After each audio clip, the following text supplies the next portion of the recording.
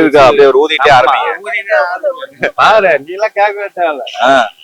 ஊதியா சரகு போல போய் இனிமேல் போட போறோம். எங்க உயிரை அவருக்கு தான். அப்படியா?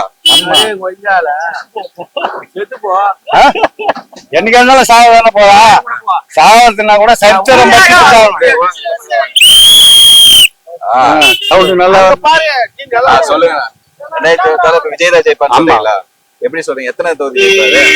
232 தொகுதியில அவர் தான் ஜெயிப்பாரு.